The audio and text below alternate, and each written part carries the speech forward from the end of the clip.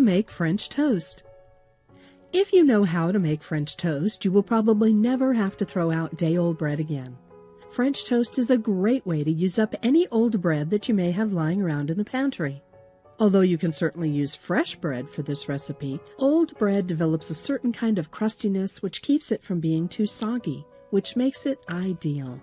You can use any type of bread when making French toast, though keep in mind that because you will be dipping it into a custard mixture, overly soft breads, or those that are too sweet on their own, may not turn out that great. For instance, Wonder Bread will often start falling apart within a few seconds of being dipped into the custard. The trick to this is to make your bread as dry as possible. Pre-toast your bread slices just until it hardens, but before it turns dark.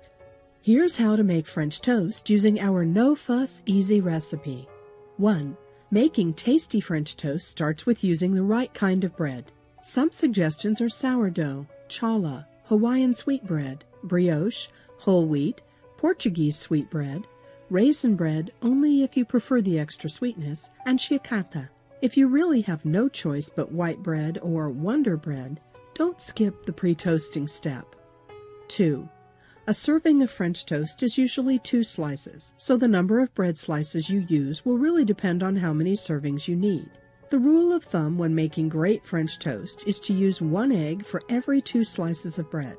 Because the average loaf of bread contains about 8 slices to 10, this recipe uses 4 eggs, a cup of half and half, 2 tablespoons of butter, non-stick spray, 2 tablespoons of sugar, and half a teaspoon of vanilla extract with a pinch of cinnamon.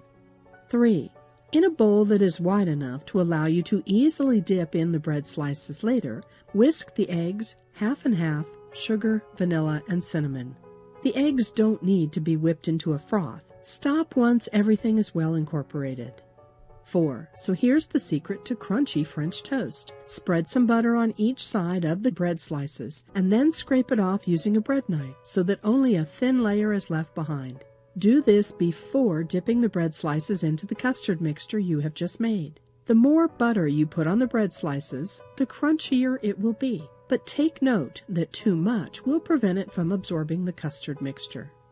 5. Heat up a skillet and give it a squirt of non-stick spray or brush it lightly with butter to prevent the bread from sticking to it. Take your pre-toasted buttered bread slices and dip them one at a time into the custard mixture. This is the most important step in the recipe. You have to make sure that both sides are evenly coated with the custard, but you must take them out before they get too soggy. 6. The longer you allow the bread to soak up the custard, the thicker it will be when done. About 10 seconds of dipping should be enough for each slice, especially if they are not that dry to begin with. Dip 1 slice at a time and immediately place them on the hot skillet.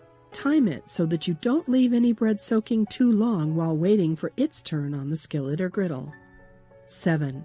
Once the bread slices are already on the hot skillet or griddle, let it fry until it becomes golden brown, and then flip it to cook the other side as well.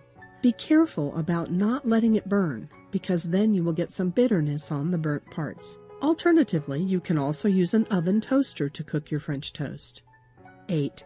Once cooked, serve immediately with some syrup and a sprinkle of cinnamon powder on top.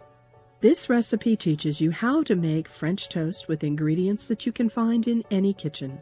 For an even more special treat, try variations of this classic dish, such as chocolate syrup and coffee powder, instead of the usual maple and cinnamon combo.